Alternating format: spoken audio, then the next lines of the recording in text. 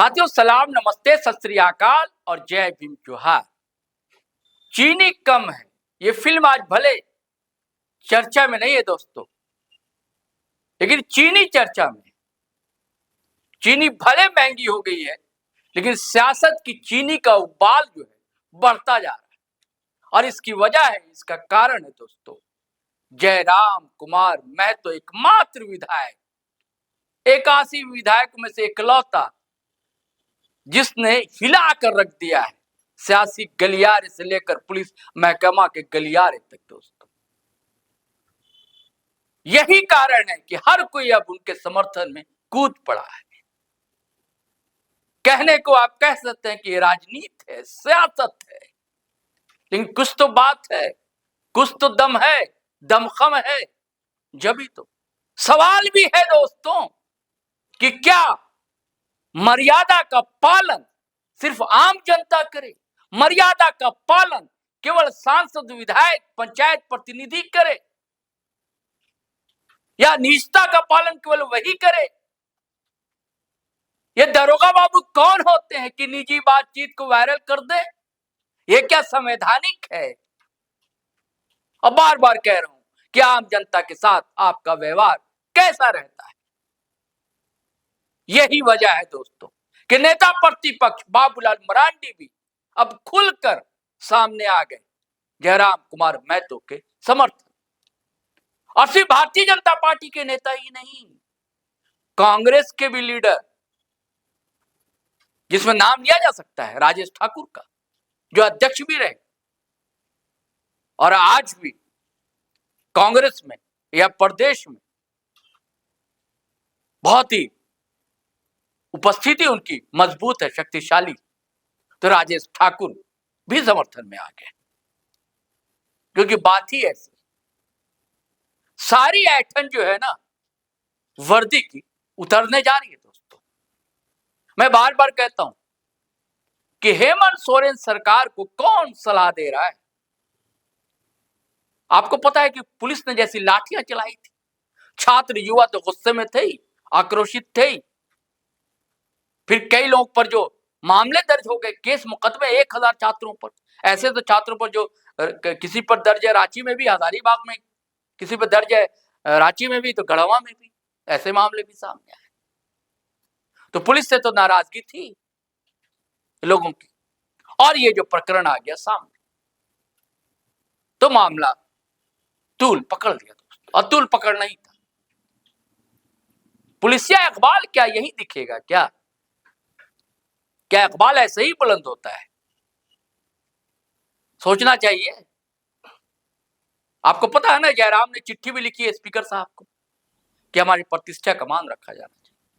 उधर police association के जो अध्यक्ष है राहुल मुर्मू साहब, झारखंड पुलिस एसोसिएशन के, उन्होंने चेतावनी दे दी और पुलिस के आला अधिकारी को चिट्ठी लिखी कि गिरफ्तारी होनी चाहिए जयराम कुमार महतो की।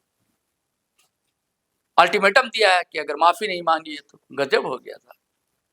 तो इसी पर सवाल उठाया है बाबूलाल मरांडी। लेकिन उससे पहले चाहता हूं कि राजेश ठाकुर क्या बोले, छोटी सी क्लिप है, ये सुनवा देते हैं, फिर आपको बताएंगे कि बाबूलाल मरांडी ने क्या कहा। किस परिस्थिति में होती है उसको भी देखना होगा।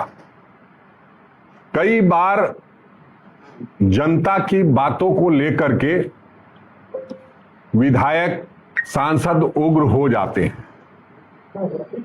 वैसे में उन्होंने कुछ कहा है तो निश्चित रूप से सारी बातों को देख समझ करके ही कोई बात रखी जा सकती है। एक बात स्पष्ट है, और कई बार कई विधायकों का आपने देखा होगा इस तरह की बातें सामने आ जाती है।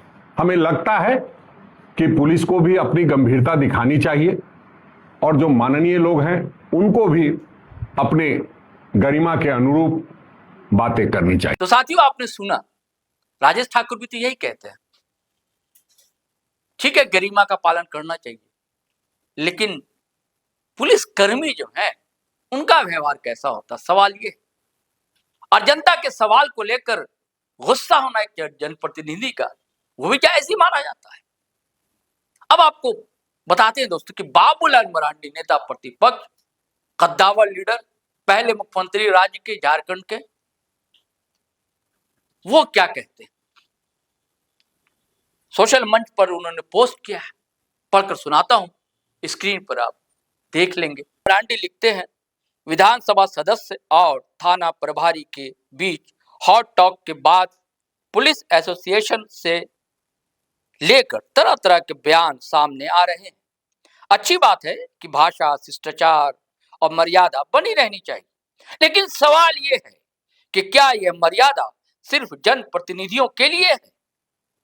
क्या पुलिस एसोसिएशन ने उस गालीबाज दरोगा के व्यवहार पर कार्रवाई की बात तो दूर, कभी निंदा या आम आदमी के साथ गाली की भाषा में बात करने को लेकर कभी किसी पुलिस वाले को नसीहत दी? क्या पुलिस को यह पता नहीं है कि बिना किसी की सहमति के उससे बातचीत को रिकॉर्ड कर वायरल करना किसी की निजता के हनन का आपराधिक काम है? क्या यह निजता हनन का कानून सिर्फ आम लोगों के लिए ही बना है, पुलिस के लिए नहीं? ऐसे कई सवाल हैं जिसका जवाब देना जरूरी है। कुछ महीने पहले बोकारो जिले के चास थाना प्रभारी का कथित गाली गलौज वाला ऑडियो वायरल हुआ था। हमने सरकार से मामले में प्राथमिकी दर्ज कर कार्रवाई की मांग भी की थी, लेकिन कार्रवाई करने की बजाय सरकार ने ऐसे गालीबाज पुलिस अधिकारियों को संरक्षण दिया। थानों में आम जनता के साथ अभद्र भाषा का इस्तेमाल, फोन पर गाली गलौज और दुर्व्यवहार की शिकायतें अक्सर सामने आती है। आज अगर जनप्रतिनिधि और पुलिस के बीच ऐसी स्थिति पैदा हो रही है तो इसके लिए राज्य सरकार की नीति और संरक्षण भी जिम्मेदार है। अगर आम जनता द्वारा गाली देना अपराध है तो पुलिस को ऐसा कौन सा विशेषाधिकार मिला है कि वो जनता को अपशब्द कहे?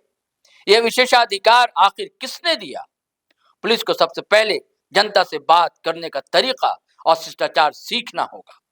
सरकार को ऐसे मामलों में केवल निलंबन तक सीमित न रहकर कठोर कार्रवाई और प्राथमिकी दर्ज करना सुनिश्चित करना चाहिए, तभी व्यवस्था में वास्तविक सुधार होगा। जी साथियों, मैं पिछले वीडियो में यही इसी व्यवस्था की बात की थी, सिस्टम की बात की थी कि सिस्टम बजा रहा है, इसमें सुधार की आवश्यकता है। चाहे शिक्षा विभाग हो, चाहे पुलिस विभाग हो, चाहे चिकित्सा विभाग हो, कहीं भी आप देख लीजिए रुमाल रखना पड़ता है नाक पर दोस्तों। और सवाल ये है कि वर्दी पहन लिया आपने तो क्या विशेष अधिकार मिल गया आपको?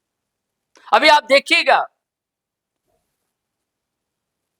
दूसरे समाज के लोग भी सामने आ रहे हैं, सिर्फ राजनीति के लोग ही नहीं। मैं अगले वीडियो में आपको साथियों बताऊंगा। चलिए आज इतना ही, इजाजत दीजिए। लेकिन वही गुजारिश है कि चैनल सब्सक्राइब नहीं किया है तो कर लीजिए, फेसबुक देख रहे हैं तो पेज फॉलो कर लीजिए, और वीडियो हमेशा की तरह खटाखट शेयर कीजिए, लाइक कीजिए, कमेंट कीजिए। इजाजत दीजिए, आज्ञा दीजिए। जय हिंद, जय भारत।